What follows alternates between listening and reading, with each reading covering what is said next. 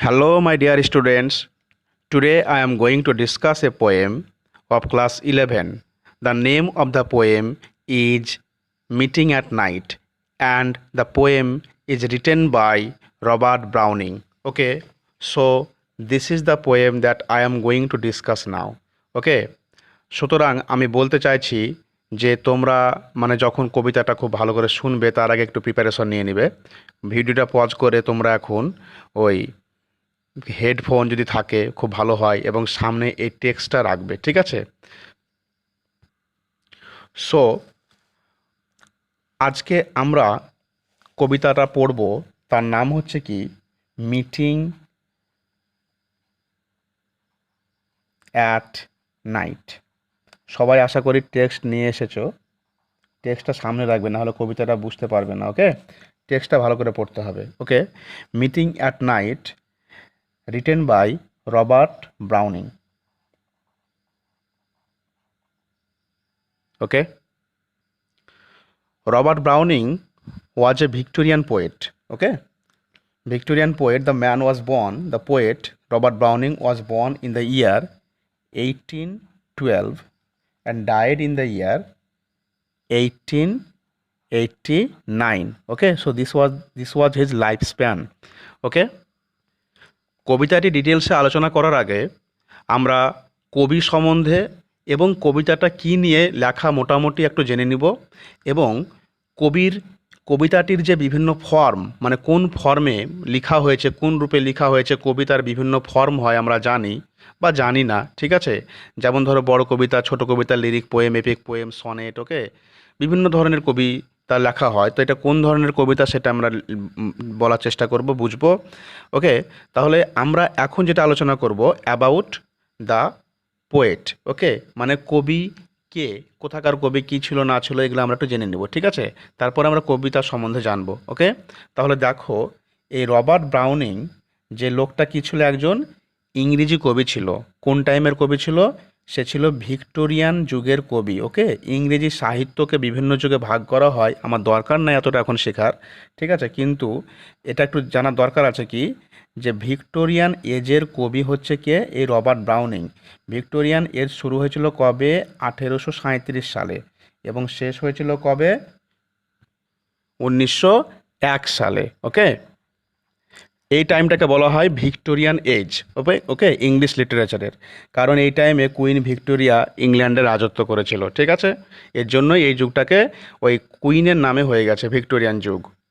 এই যুগের আরও একজন বিখ্যাত কবির নাম হচ্ছে কি আলফ্রেড টেনিসন। ওকে, টেনিসন, এটা আমার জানার দরকার নেই, নামটা শুনে রাখো। হ্যাঁ, দেখো তোমাদের বই থেকেই পড়াবো, আমি বেশি কিছু বলবো না, ডিটেলসে দরকারও নাই।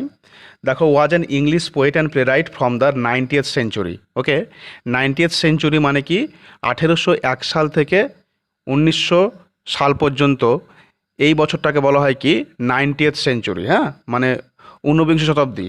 ওকে, যেটা বাংলায় বলা হয়। একজন কবি ছিলেন, প্লে রাইট ছিলেন, নাট্যকার ছিলেন। Browning's major works include the last ride together, my last duchess, Fra Lippo Lippi, the pied piper of Hamelin. Okay, এগুলো হচ্ছে তার কি বিখ্যাত লেখা, ঠিক আছে? এই সমস্ত লেখার জন্যই কিন্তু রবার্ট ব্রাউনিং খুব বিখ্যাত, ঠিক আছে? সে ড্রামাটিক মনোলগের জন্য বিখ্যাত, তার কবিতার মাধ্যমে একটা টেকনিক দেখা যায়, সেটাকে বলা হয় কি ড্রামাটিক মনোলগ, ঠিক আছে? এই কবিতাটাতে একটু রবার্ট ব্রাউনিংয়ের যে পার্সোনাল লাইফ, সেটারও কিন্তু একটা রিফ্লেকশন আছে। হ্যাঁ, তার জন্য আমি একটা কথা বলতে চাই এখানে, যে Robert Browning loved a woman whose name was Elizabeth Barrett. Okay, later became Elizabeth Barrett Browning, পরবর্তীকালে সে নামে পরিচিত ছিল। সে কি নাম? Elizabeth Barrett. ওকে, তাহলে এলিজাবেথ ব্যারেট, একে কিন্তু সে ভালোবাসতো এবং তারপরে তাকে বিয়ে করেছিল। কোন সালে বিয়ে করেছিল? 1846 সালে বিয়ে করেছিল। তারপরে এলিজাবেথ ব্যারেট ব্রাউনিং মারা যায় 1800 61 সালে মারা যায় সে, ঠিক আছে? 1861 সালে কিন্তু সে মারা যায়, এই তার বউ এলিজাবেথ ব্যারেট ব্রাউনিং। পরবর্তীকালে ব্রাউনিং যেহেতু বিয়ে করেছে, ব্রাউনিং টাইটেলটা হয়ে গেছিলো তার। ওকে, এবং এলিজাবেথ ব্যারেটকে বউ হিসাবে পেতে, মানে অ্যাজ এ ওয়াইফ হিসাবে পেতে তাকে কিন্তু অনেক কষ্ট করতে হয়েছিল রবার্ট ব্রাউনিংকে। তারই একটা কিন্তু এখানে অটোবায়োগ্রাফিক্যাল এলিমেন্ট, মানে তার নিজের জীবনের যে কাহিনীর যে রিফ্লেকশন, এটা কিন্তু কবিতার মধ্যে আমরা পাবো। তার জন্য আমি এই কথাটা বলে দিলাম, ঠিক আছে? এটুকু বেশি জানার দরকার নেই, আমার অল্প অল্প জানলেই হবে। এবার আমরা কবিতাটা নিয়ে আলোচনা করব, ঠিক আছে? এই কবিতাটা নিয়ে আমরা আলোচনা করব। পোয়েমটা কি অ্যাকচুয়ালি? দেখো, পোয়েম কিন্তু বিভিন্নভাবে লেখা হতে পারে, ঠিক আছে? আমরা জানি সনেট, লিরিক, তা এপিক, ঠিক আছে, বিভিন্ন ধরনের লেখা হতে পারে। তো এই কবিতাটা কি অ্যাকচুয়ালি হচ্ছে কি, একটা একটা ড্রামাটিক লিরিক। ওকে, ওকে। আবার এটাকে তুমি বলতে পারো এ লাভ পোয়েম। ওকে, লাভ পোয়েমও বলতে পারো এটাকে, ঠিক আছে? এবার লিরিক কি তোমরা সবাই জানো হয়তো। লিরিক হচ্ছে কি, এটা শর্ট পোয়েম, ঠিক আছে, usually divided into stanzas in which poet expresses his own thoughts and feelings. যেটা ছোট একটা কবিতা, গীত কবিতা, যার মাধ্যমে নিজের থটস ফিলিংস মানে এক্সপ্রেস করা যায়, ঠিক আছে? এটা হচ্ছে কি লিরিক কবিতা, ঠিক আছে? তাহলে দেখো, আমি ড্রামাটিক লিরিক কাকে বলবো?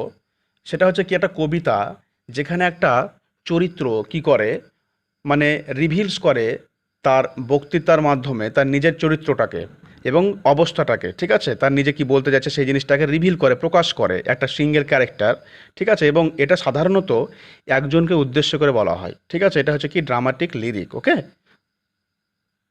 দেখো, এই কবিতাটার যে রাইম স্কিম আছে, মানে ছন্দ আছে, সেটা হচ্ছে কি এরকম: এ B C C B A. ওকে, এবং লাস্ট স্ট্যান্ডায় কি আছে, D E F F E D. এটা কি একটু তোমরা ভালো করে বোঝার চেষ্টা করবে। সেটা হচ্ছে কি, যে দেখবে প্রত্যেকটা লাইনের যে লাস্ট সিলেবলগুলো আছে, মানে লাস্ট শব্দ যেগুলো আছে, ওয়ার্ড, যেমন ল্যান্ড, লো, লিপ, স্লিপ। তো দেখো, ধরো ল্যান্ড, এখানে ডোয়া সাউন্ড দিয়ে শেষ হচ্ছে, তো আমি এই জায়গাটাকে ধরো সাপোজ আমি এ নাম দিলাম, তাহলে লো আছে লো, তাহলে ডিটাকে যদি আমি এ নাম দিই, তাহলে এখানে বিটাকে আমি কি নাম দেব, সেটা হচ্ছে কি বি নাম দিলাম, ঠিক আছে? তারপরে দেখো লিপ আছে, তাহলে ল্যান্ড, লো আর লিপ, এই পয়ের সঙ্গে কিন্তু কোনো সিমিলারিটি নাই এ বি এর, তাহলে এটা হয়ে যাচ্ছে কি আমার হবে, আমি সি নাম দিলাম ধরো সাপোজ এটাকে, ঠিক আছে? তো তেমনইভাবে এই প্রত্যেকটা লাস্ট যে সাউন্ড আছে, সেই সাউন্ডের এক একটা নাম হচ্ছে এটা, ঠিক আছে? যেমন এ বি সি, আবার দেখবা ওই সি মানে তৃতীয় লাইন এবং চতুর্থ লাইনের সঙ্গে মিল আছে, তার জন্য এটাকে সি নাম দেওয়া হয়েছে। আবার দেখবা সেকেন্ড লাইনের সঙ্গে, সেকেন্ড লাইনের লাস্ট শব্দের সঙ্গে আবার তোমার 1 2 3 4 5 নম্বর লাইনের এটা মিল আছে, তার জন্য বি নাম দেওয়া হয়েছে। ওকে, এরকম হচ্ছে ব্যাপার, ঠিক আছে? আবার দেখবা প্রথম লাইনের সঙ্গে আবার প্রথম স্ট্যান্ডার শেষ লাইনের সঙ্গে মিল আছে, তার জন্য এটার নাম দেওয়া হচ্ছে ইয়ে, মানে এটা এটা কিছু না, এটার সাউন্ডের নাম, ঠিক আছে? তেমনইভাবে এখানে যেমন ধরো সেকেন্ড স্ট্যান্ডায় বীজকে আমি ইচ, মানে ওই যে শব্দটা বিচের, ওটা ধরো আমি এখানে দিয়েছি কি ডি দিয়েছি, ঠিক আছে? তারপরে দেখো পিয়ার্স, এটা আবার ডিফারেন্ট শব্দ, এখানে ই নাম দিয়েছি। তারপর আবার দেখো স্ক্র্যাচ, এটা আবার একটা আলাদা শব্দ, তার জন্য এখানে এফ নাম দিয়েছি। আবার দেখো ম্যাচ, তাহলে স্ক্র্যাচ এবং ম্যাচের সঙ্গে মিল আছে, তার জন্য আমি এফ নাম দিয়েছি আবার। হ্যাঁ, তেমনইভাবে ই, তেমনইভাবে ডি, ঠিক আছে? এটাকে বলা হয় রাইম স্কিম। ওকে, রাইম স্কিম। ওকে, বিভিন্ন কবিতার কিন্তু রাইম স্কিম আলাদা আলাদা হয় এবং এটা পরীক্ষাতে কিন্তু অনেকবার চাই, ঠিক আছে? এটা 1 নম্বরের মাল্টিপল কোয়েশ্চেনও হতে পারে, এটা মনে রাখবে কিন্তু, ঠিক আছে? তাহলে rhyme scheme of the poem is A B C C B A. Okay, D E F F E D, এটা কিন্তু মনে রাখবে, ঠিক আছে? The poem has 12 lines. Okay, and it is a lyric poem, ঠিক আছে? ওকে, এবার আমরা আসবো কি, এই কবিতাটা কবে, কোথায়, কে পাবলিশ করেছিল, ঠিক আছে? আমরা এটা জানবো। এবার দেখো, এই কবিতাটা প্রথম পাবলিশড হয় কত সালে, এটা মনে রাখবে, কোশ্চেন আসতে পারে। 1845 সালে এই কবিতাটা প্রকাশিত হয়। কোন কাব্যগ্রন্থে প্রকাশিত হয়? The name of the volume of the poem was dramatic romances and lyrics. Okay, তাহলে দেখো, এই ড্রামাটিক রোমান্সেস অ্যান্ড লিরিক্স, এটা রবার্ট ব্রাউনিংয়ের একটা মানে বিখ্যাত কাব্যগ্রন্থ বলতে পারো, ভলিউম অফ পোয়েম। সেইখানে এই কবিতাটা প্রকাশিত হয়েছিল, এই মিটিং অ্যাট নাইটটা, ঠিক আছে? ওকে, এবং যখন এটা পাবলিশড হয়েছিল তখন এটা অরিজিনালি নাম দেওয়া হয় নাইট অ্যান্ড মর্নিং। ঠিক আছে, পরবর্তীকালে এটাকে নাম দেওয়া হয় মিটিং অ্যাট নাইট। তাহলে প্রথমে নাম ছিল কি নাইট অ্যান্ড মর্নিং। ওকে, এই নামটা প্রথমে ছিল কিন্তু ইট ওয়াজ চেঞ্জড ল্যাটার। ওকে, পরবর্তীকালে কিন্তু এটা চেঞ্জ করা হয়। ঠিক আছে, তাহলে এই হচ্ছে পাবলিকেশন ডেট। ওকে, এবার কবিতাটার বিষয়বস্তু কি, এর সাবজেক্ট কি, এটা নিয়ে একটু আমি বলে দিই। ঠিক আছে, দেখো এখানে খুবই একটা ইন্টারেস্টিং সাবজেক্ট আছে, মানে একটা রোম্যান্টিক ব্যাপার এখানে কি, যে এখানে একটা লাভার, ওকে, মানে প্রেমিক, সে অনেক কষ্ট করে after after after many hardships, okay, অনেক কষ্ট করে অনেক কষ্টর পরে সে কিন্তু finally able to meet his beloved lover, তার প্রেমিকাকে সে সাক্ষাৎ করতে পেরেছিল। ঠিক আছে, মানে এখানে একটা মানে প্রেমিক, ওকে, লাভার, সে কিন্তু তার বিলাভেডকে সাক্ষাৎ করে একটা সিক্রেট জার্নিতে রাত্রিবেলায়। ঠিক আছে, এবং অনেক প্রাকৃতিক প্রাকৃতিক পরিবেশকে বাধা বিঘ্ন পেরিয়ে সে ফাইনালি কিন্তু এর সঙ্গে সাক্ষাৎ করে। ঠিক আছে, কার সঙ্গে, এই লেডি লাভের সঙ্গে। এবং এই জিনিসটা এখানে বর্ণনা করা হয়েছে যে তার যে একটা intense desire to meet his beloved lady, হ্যাঁ, একটা যে টান, ঠিক আছে, একটা যে ইন্টেন্স ডিজায়ার, যে মানুষ চাইলেই সব কিছু করতে পারে, একটা যে তীব্র বাসনা তার প্রেমিকার সঙ্গে সাক্ষাৎ করার জন্য। ঠিক আছে, এই জিনিসটাই কিন্তু আমাদের এই কবিতার মধ্যে ফুটে উঠেছে। ঠিক আছে, এটাই সাবজেক্ট ম্যাটার। আমরা যখন ডিটেলসে পড়বো তখন তোমরা বুঝতে পারবা। ঠিক আছে, ওকে। তাহলে বইয়ের ভাষায় বলতে গেলে কি, তোমাদের বই লেখা আছে দেখবা, the poet describes the journey and the meeting of a বিলা of a lovers, of a couple, okay, of lovers. দেখো কি বলছে এখানে, the poet describes a journey that ends in a secret meeting between lovers. Okay, প্রেমিক এবং প্রেমিকার একটা গোপন গোপন গোপন মিটিংয়ে শেষ হচ্ছে একটা জার্নি। এই যে একটা সিক্রেট জার্নি, এই জার্নিটাকে এখানে বর্ণনা করা হয়েছে। ঠিক আছে, আমরা পরের পেজে ছবি এঁকে ভালো করে বোঝার চেষ্টা করছি। ঠিক আছে, পরের পাতা উল্টাই। ঠিক আছে, দেখো দেখো এখানে আমি ডিটেলসে এবার একটা ছবি এঁকে বোঝাবার চেষ্টা করব যেখানে কি বলতে চেয়েছে।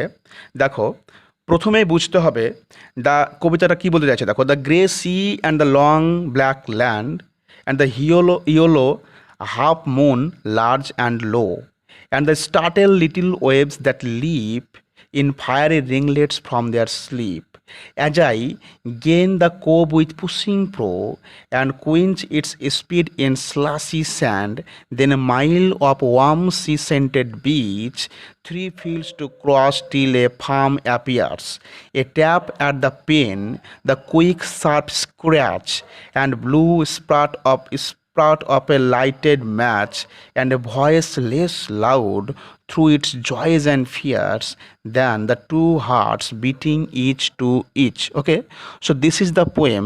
এখানে ডিটেলসে কিন্তু বলা আছে ব্যাপারটা, জার্নিটা কেমন ছিল তাদের। ঠিক আছে, ইন ফার্স্ট 4 লাইন্স কবি কিন্তু ডিটেলসে তার যে প্রাকৃতিক মানে পরিবেশ, তার জার্নি করছে যেখানে, তার প্রাকৃতিক পরিবেশটা বর্ণনা করেছে। দেখো কি বলছে, দ্য গ্রে সি।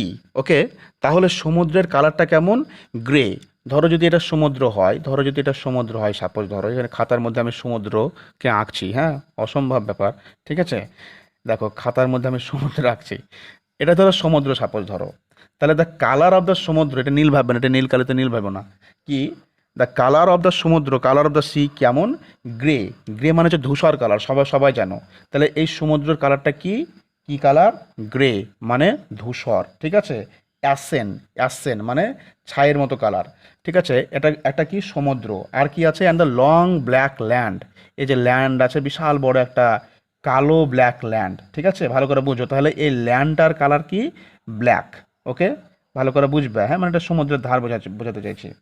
আর কি, and the yellow half moon large and low, ভালো করে বুঝো, এখানেই কিন্তু আর একটা চাঁদও আছে আবার, হ্যাঁ, সেই চাঁদটা কেমন, ইয়োলো হলুদ কালারের, কিন্তু কি হাফ মুন, এই দেখো হাফ উঠেছে, দেখবে আকাশে হাফ মুন উঠে। ঠিক আছে, হাফ মুন, সে মুনটা কেমন আবার, লার্জ মানে কি ভেরি বিগ, আবার কেমন লো মানে নিচু হয়ে আছে দেখবা, যখন চাঁদ এরকম আকার ধারণ করে তখন নিচু আকাশে থাকে, তার জন্য বলছে কি চাঁদটা হচ্ছে কি লার্জ মানে বড়, আর কি হাফ মানে অর্ধ, আর কি আর হচ্ছে কি নিচু হয়ে আছে, লো হয়ে আছে। তাহলে কবিতাটা জার্নি করবে এখানে তার আগে কিন্তু সে মানে প্রাকৃতিক মানে জার্নি করতে করতে যেটা দেখতে পাচ্ছে সে সেটাকে কিন্তু বর্ণনা করছে এখানে, ঠিক আছে। ওকে, তারপরে দেখো অ্যাকচুয়ালি কবি কিন্তু একটা বোটে আছে মানে নৌকায় আছে, হ্যাঁ আমি নৌকা আঁকতে পারি না তবে চেষ্টা করছি, মানে একটা বোটে আছে কবি, ঠিক আছে, ধর একটা নৌকা সাপোজ, হ্যাঁ আমি সব পারি না আঁকতে, হ্যাঁ এই যে হচ্ছে নৌকা, ওকে, মানে একটা বোটে আছে, এখান থেকে সে কিন্তু দেখছে ব্যাপারগুলো। দেখো তারপরে কি বলছে যে and the startled little waves that leap in fiery ringlets from their sleep. Okay, আর কি আছে ওখানে ভালো করে বুঝবে, and the startled little waves, startled মানে হচ্ছে কি চমকিত, ওকে দেখবে কথাটা আছে, তোমরা টেক্সট ভালো করে দেখো, STARLTED, স্টার্টেল মানে কি চমকিত, ওকে, মানে যেটা সারপ্রাইজড, ওকে।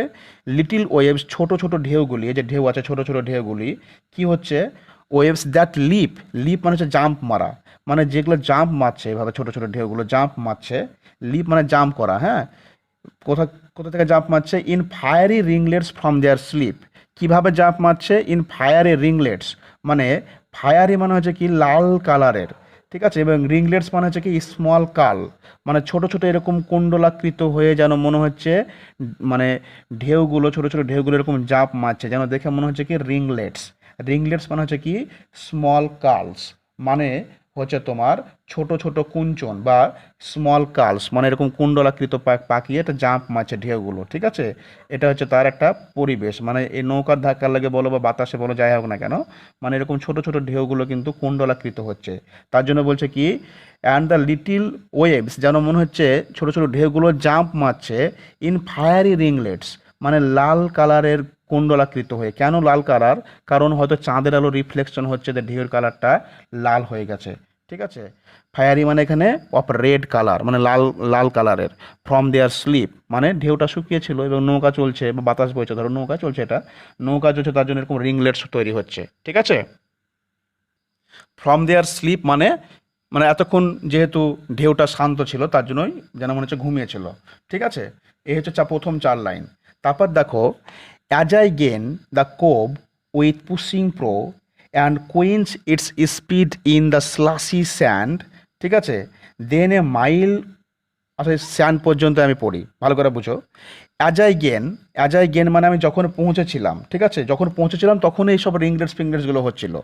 গেন মানে হচ্ছে কি পৌঁছানো, ঠিক আছে, GAIN মানে রিচ মানে অ্যারাইভ, যখন আমি অ্যারাইভ করেছিলাম কোথায়, দ্য কোব, কোব মানে হচ্ছে এখানে লিখবে, কোব মানে হচ্ছে কি স্থলে ঢুকে আসা সমুদ্রের অংশ, মানে খাড়ি, ধরো এটা তোমার ডাঙা, তো এটা ডাঙা ধরো, মানে এখানে যখন সে প্রবেশ করছে নৌকাটা নিয়ে তখন এই ধরনের জিনিসগুলো হয়েছিল, ঠিক আছে, ধরো এটা ডাঙা, হ্যাঁ এটাকে বলা হয় কোব, COVE, স্থল অংশটা সমুদ্রের, ঠিক আছে, কোব। তাহলে যখন আমি কোবে প্রবেশ করলাম with pushing pro, pushing pro মানে হচ্ছে কি, মানে প্রো মানে হচ্ছে কি front part of the boat, মানে এই যে বোটের যে আগের অংশটা সেটাকে বলা হয় কি প্রো, ঠিক আছে, আর পুশিং মানে ঠেলা দেওয়া, ঠিক আছে। তাহলে ঠেলা দেওয়া এই প্রোটা নিয়ে যখন আমি এখানে পৌঁছালাম তখন কিন্তু এই ঢেউগুলো রিংলেটস হচ্ছিল, ঠিক আছে। অ্যান্ড কুইন্স ইটস স্পিড এবং তার স্পিডটাকে থামিয়েছিলাম, মানে কি বোটের স্পিডটাকে থামিয়েছিলাম, ঠিক আছে, কুইন্স মানে হচ্ছে থামানো, ঠিক আছে, মানে আস্তে আস্তে প্রশমিত করা, ঠিক আছে, কুইন্স মানে, ওকে। ইটস স্পিড মানে এর গতিটাকে ইন দ্য স্লাসি স্যান্ড, স্লাসি মানে হচ্ছে ভিজে বা নরম, তাহলে এই যে স্যান্ডটা আছে এখানে বালিটা সেটা কি এখানে নৌকাটাকে নিয়ে আসলো, অ্যাকচুয়ালি আমাকে নৌকাটা এখানে আঁকা উচিত ছিল, ঠিক আছে, যাই হোক। তো তোমার এখানে তাদের ওই মানে ল্যান্ডটা ছিল কেমন ভিজে এবং নরম, তাহলে স্লাসি SLUSHY, এই স্লাসি মানে হচ্ছে কি বলো, মানে ভিজে এবং নরম, মানে সফটেন্ড উইথ ওয়াটার মানে জল দ্বারা ভিজে গেছে এরকম, মানে স্যান্ডের কাছে যখন স্পিডটাকে কমিয়ে নিয়ে এসে বোটটাকে এখানে রেখেছিল কোবের কাছে, মানে কোব মানে স্থলভাগ যেখানে নৌকা রাখা হয়, ঠিক আছে, সেই জায়গাটাতে যখন নিয়ে এসেছিলো তখন কিন্তু ওই ঢেউগুলো কিন্তু রিংলেটসের মতো জাম্প মারছিল, ঠিক আছে। তাহলে এটা হচ্ছে প্রাকৃতিক পরিবেশ, ওকে, এটা বর্ণনা করা হয়েছে, ঠিক আছে। তারপরে দেখো পরবর্তী স্ট্যান্ডায় কি বলছে, এখনও কিন্তু জার্নি শেষ হয়ে যায়নি, আরও জার্নি করতে হবে। আর একটা মনে রাখবে, এখানে বারবার কিন্তু অ্যান্ড বলা হয়েছে প্রত্যেকটা লাইনে, দেখবে। এর কারণ হচ্ছে কি, এখানে রেটোরিক প্রসিডির ব্যাপার তো আছে, আমি অতটা কিছু ডিটেলসে যাবো না, বড় ভিডিও হয়ে যাবে।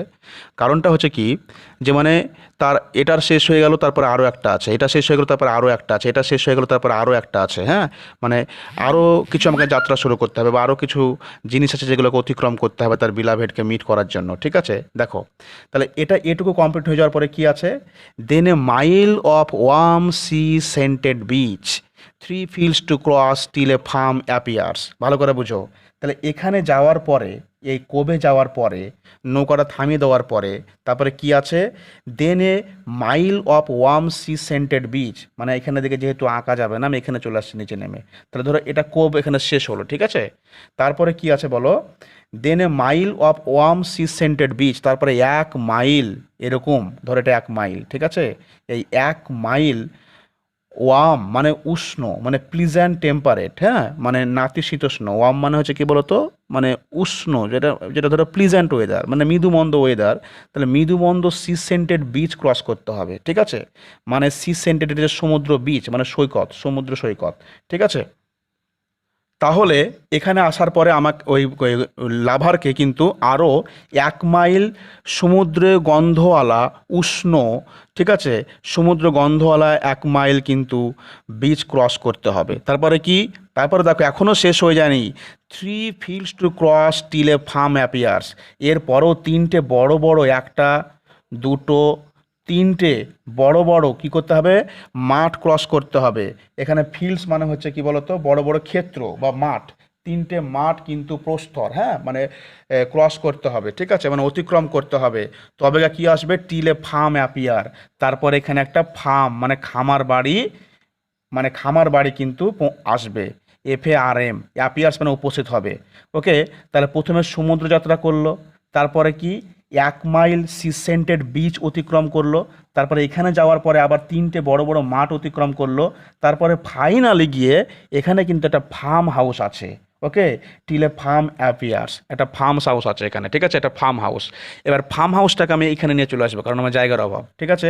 এখানে হচ্ছে এটা কি, ফার্ম হাউস, রাইট। তাহলে দেখো, এই জায়গাতে অ্যাকচুয়ালি এখানে কিন্তু মানে ফার্মে চলে এসছে এখন লাভার, ঠিক আছে। এখানে কি বলছে দেখো, এবার এই ফার্মে কিন্তু একটা ঘর আছে, তাই কি না, একটা ঘর আছে, সুন্দর একটা ঘর আছে ধরো, ঠিক আছে। সেই ঘরে তার লেডি লাভ থাকে, মানে তার প্রেমিকা থাকে, ঠিক আছে। দেখো, a tap at the pane, tap মানে হচ্ছে ঠক ঠক শব্দ করা, মানে এরকম, ঠিক আছে, মানে দরজায় আঘাত করা, ট্যাপ করা, ঠিক আছে। ওকে, ঠকা, ওকে, মানে ঠোকা দেওয়া, ট্যাপ মানে, ওকে। তারপরে দেখো বলছে কি, অ্যাট দ্য পেন, পেন মানে হচ্ছে কি গ্লাস অফ উইন্ডো। তাহলে কাঁচের যে জানালা আছে, মানে জানালার যে কাঁচ আছে, সরি ভুল করছি, কাঁচের জানালার যে কাঁচ আছে সেখানে গিয়ে ঠক ঠক শব্দ হচ্ছে, ঠিক আছে। তারপরে কি দেখো, the quick sharp scratch and blue spurts of a lighted match. ভালো করে বুঝো। তারপরে ওই জানালাতে মানে ট্যাপ দেওয়ার পরে কি হয়েছে, দ্য কুইক শার্প স্ক্র্যাচ, একটা কুইক মানে তাড়াতাড়ি, ফাস্ট, ফাস্ট একটা তীক্ষ্ণ আঁচড়ের শব্দ শোনা গেল, ঠিক আছে। স্ক্র্যাচ মানে হচ্ছে আঁচড়ের শব্দ, ঠিক আছে, স্ক্র্যাচ মানে আঁচড়ের শব্দ। তারপরে কি দেখো, and blue spurt of a lighted match, okay, ভালো করে বুঝো। তারপরে এই ঘরের মধ্যে জানালায় যখন ট্যাপ করা হলো না, তখন কিন্তু একটা আঁচড়ের শব্দ শোনা গেল, রাইট। তারপরে কি, at the blue spurt of a lighted match, blue মানে হচ্ছে নীল, আর স্পাট মানে হচ্ছে কি সাডেন ফ্ল্যাশ অফ লাইট। ভালো করে বুঝবা। দিয়াশলার দেখবা যখন কাঠে জ্বালানো হয় তখন কি হয় জানো তো, যখন দিয়াশলার ঠিক করে জ্বালায় তখন কি হয়, একটা হঠাৎ করে একটা মানে হয়ে যায়, আলো আলো হয়ে যায় গোটা ঘরটা। তার জন্য এখানে বলছে একটা sudden flash of lighted match, মানে কি, ম্যাচ স্টিক মানে দিয়াশলার যে কাঠি আছে সেই তারই একটা মানে স্প্রাট, মানে অগ্নিশিখা দেখা গেল, মানে ফ্ল্যাশ দেখা গেল, মানে তার প্রেমিকা এখানে কিন্তু বুঝতে পেরেছে যে তার প্রেমিক এসেছে, এবং তাকে ওয়েলকাম করার জন্য কিন্তু একটা আঁচড়ের শব্দ দিয়ে হয়তো যা দরজাটা খুলেছে, তা বা হয়তো মানে একটা অন্য কিছু অ্যাক্টিভিটি করেছে, যাই হোক না কেন, সে এখানে এসে মানে তারপরে লাইট জ্বালিয়েছে, মানে দিয়াশলার কাঠে জ্বালিয়েছে, এবং ঘরটা হঠাৎ করে একটা মানে সাডেন ফ্ল্যাশে আলোকিত হয়ে গেছে। দেখো তারপরে কি হলো, তাহলে তাহলে ফাইনালি দে মেট ইচ আদার, ঠিক আছে না, তার তার তাহলে কি মানে শেষমেশ তারা একে অপরকে সাক্ষাৎ করতে পেরেছিল, তাই না? দেখো এবার তারা এখানে চলে এসেছে actually. Finally they are in the cottage, okay, একটা ঘরের মধ্যে আছে, কিন্তু তাকে ওয়েলকাম জানানো হয়েছে। তারপরে দেখো and a voice less loud, মানে একটা ভয়েস যেটা খুবই কম শব্দের through its joys and fears, okay. দেখো মানে তারা কিন্তু দুটোর মধ্যেই আছে, একটা জয়ের মধ্যেও আছে, অন দ্য আদার হ্যান্ড ভয়ের মধ্যেও আছে। তোমরা নিশ্চয়ই বলতে পারবে, কেন বলতে পারবে, আমরা জানি ভালো করে। দ্য মিটিং ইজ সিক্রেট, ওকে, আমরা আগেই বলেছি সিক্রেটলি তারা মিটিং করছে। তাহলে সিক্রেটলি যদি তুমি কাউকে মিটিং করতে যাও তাহলে তোমার একটা ফিয়ার থাকবে, ভয় থাকবে। আর জয় কারণ, কারণ তুমি এতগুলো বাধা বিপত্তি কাটিয়ে সেইখান থেকে শুরু করে ওই পাতা থেকে শুরু করে এতটা কাটিয়ে তুমি এতদূর পর্যন্ত এসে লাস্টের স্ট্যান্ডে আসলে, তারপর আবার 3টে ফিল্ড ক্রস করলে, 1 মাইল ক্রস করলে, হ্যাঁ, এবং ফাইনালি তুমি তোমার লেডি লাভকে সাক্ষাৎ করতে পেরেছো, তাহলে এটা একটা আনন্দের বিষয়, তাই কি না? আমি যার জন্য এত পরিশ্রম করলাম, তাই কি না, আমি ফাইনালি তাকে পেয়েছি, সাক্ষাৎ করতে পেরেছি, তার জন্য এটা জয়।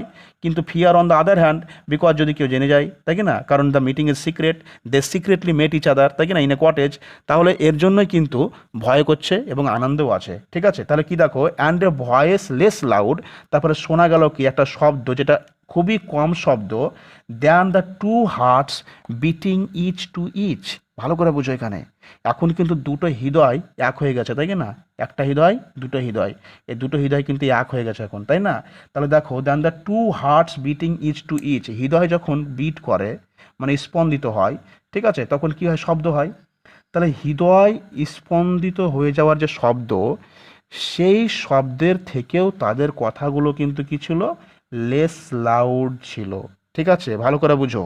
And a voice less loud through its joys and fear than the two hearts beating each to each. Beating মানে হচ্ছে কি, বিটিং মানে হচ্ছে এখানে যে pulsating in a deep excitement or emotion, মানে স্পন্দিত হচ্ছিল একটা ডিপ ইমোশনাল এক্সাইটমেন্টে, ঠিক আছে, ভালো করে বুঝবা, হ্যাঁ। মানে তারা যেহেতু মিলন হয়েছে তাদের এখন, তার মানে একটা ব্যাপার, তাই রোমান্টিক একটা ব্যাপার কাজ করছে এখানে, হ্যাঁ। তাহলে এইটার থেকেও কিন্তু, এই স্পন্দিত হওয়ার শব্দ থেকেও কিন্তু তাদের কথাটা আসতেছিল, কেন আসতেছিল, বিকজ অফ ফিয়ার, ভয় করবে তাই, ঠিক আছে। তাহলে এটাই হচ্ছে মোটামুটি কবিতা, ঠিক আছে, তোমরা ভালো করে বুঝবে, ওকে। তাহলে দেখো এখানে ফাইনালি কি বুঝলাম আমরা, যে একটা ভয়েস যেটা হচ্ছে কি, তাদের ওই ভয়েসটা softer than the beatings of two hearts in the passionate union, okay, ভালো করে বুঝো, মানে একটা আবেগপূর্ণ মুহূর্তে, ঠিক আছে, তাদের এই দুজনের যে সাক্ষাৎ, সেই সাক্ষাৎটার শব্দ থেকেও তাদের ভয়েসটা ছিল কিন্তু আরও মানে কি সফটার, মানে ধীর গতিতে, ধীর লো ভয়েস ছিল, আস্তে আস্তে কথা বলতো, হ্যাঁ, এটা হচ্ছে ব্যাপার। এবার দেখো এখানে বারবার কিন্তু অ্যান্ড ব্যবহার করা হয়েছে, তার মানে কি এখানে কবিকে কিন্তু একটার পর একটা বাধা বিপত্তি অতিক্রম করতে হয়েছে। দেখো মানুষ যদি কিছু সত্যিকারের পেতে চায় তাহলে কোনো কিছু বাধা হয়ে দাঁড়ায় না, ঠিক আছে। এখানে তার বিলাভেরকে দেখা করার জন্য কবি রাত্রিবেলায় সিক্রেটলি এত কিছু ক্রস করে ফেলেছে, ঠিক আছে। তার জন্যই কিন্তু বারবার এই অ্যান্ড কথাটা বারবার ব্যবহার করা হয়েছে, to emphasise his extreme desire to meet his beloved lover, okay, ঠিক আছে। এ হচ্ছে ব্যাপার। তো তোমরা ভালো করে পড়ো, জানি না কেমন হলো, আমি এই ধরনের কাজে অভ্যস্ত নই, এসব কাজগুলো করছি, ঠিক আছে। একটা ধরো মোবাইলের সামনে কন্টিনিউ এইভাবে বকে যাওয়াটা কিন্তু একটা খুব ডিফিকাল্ট টাস্ক, মাথায় সব কিছু ইনফরমেশন আসে না, ঠিক আছে। আমি এই যে বই রেখে পড়াচ্ছি, ধরো আমি বুঝতে পারছি না কী বলবো না বলবো, তোমরা একটু ফিডব্যাক দিবে যাতে আমি একটু মানে উন্নতি করতে পারি, হ্যাঁ, ঠিক আছে। এখন এরকম পন্থা অবলম্বন করতে হবে, নাহলে আমাদের ছাত্রছাত্রীরা মানে পিছিয়ে যাবে। তো তোমরা শেয়ার করবে, হ্যাঁ, আর আমার চ্যানেলটাকে সাবস্ক্রাইব করবে, ঠিক আছে। Good night, thank you very much. যদি কোনো সাজেশন থাকে তাহলে একটু ফোন নাম্বারটা দিয়ে দিই, যদি সাজেশন থাকে তো তোমরা আমাকে সাজেশন দিবে, ঠিক আছে। আমার ফোন নাম্বার হচ্ছে 7074472740, okay. This is my phone number and my name is Abdul Basir, okay, okay. Share, subscribe my channel, okay, thank you very much.